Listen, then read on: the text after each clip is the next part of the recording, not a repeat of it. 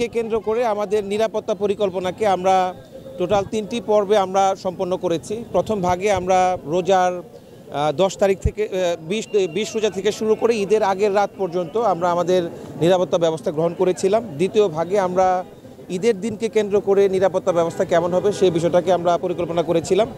এবং এখন তৃতীয় পর্ব, যে এই পর্বে আমাদের কর্মমুখী মানুষ তারা তাদের কর্মক্ষেত্রে ফিরে যাবে, তাদের এই ফিরে যাওয়াটা যেন নির্বিঘ্ন হয় এই বিষয়ে আমরা এই তৃতীয় পর্বে কাজ করছি।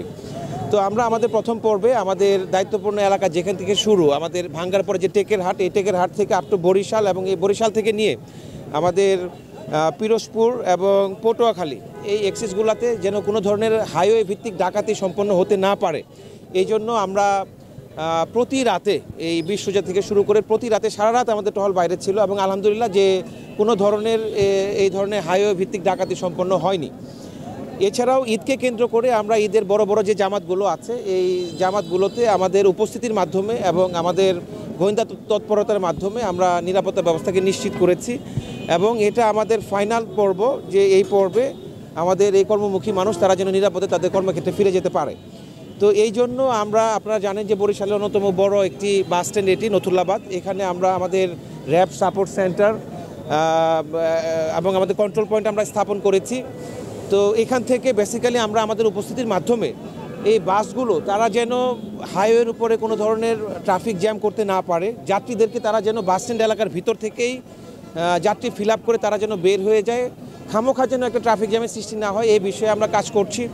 এবং এই বাস স্ট্যান্ড এলাকায় যেন কোনো ধরনের অজ্ঞান পার্টি, মলম পার্টি তারা যেন কোনো ধরনের তৎপরতা চালাতে না পারে এই বিষয়ে আমরা তৎপর রয়েছি।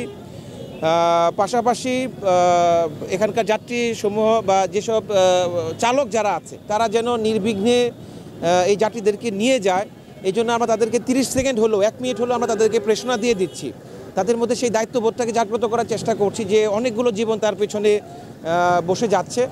তো সেই পরিমাণ রেসপন্সিবিলিটি নিয়ে যেন তারা যায় এই বিষয়টাকেও আমরা তাদেরকে 1 মিনিটের মধ্যে তাদেরকে ব্রিফিং দিয়ে দিচ্ছি। পাশাপাশি তারা যেন ড্রাউজি ফিল না করে, ঘুম ঘুম চোখে যেন গাড়ি না চালায়। আমরা বলেছি যে আমাদের কাছে চকলেট আছে, চুইংগাম আছে, এগুলো নিয়ে যেন আমরা পানির বোতল তাদেরকে দিয়ে দিচ্ছি, যেন তারা নিরাপদে আমাদের এই কর্মমুখী মানুষদেরকে তাদেরকে যেন কর্মক্ষেত্রে নিয়ে যায়। তো আমাদের এই কাজে আমরা ট্রাফিক পুলিশ যারা আছে তাদের কাছ থেকে আমরা সম্পূর্ণ সহায়তা পাচ্ছি।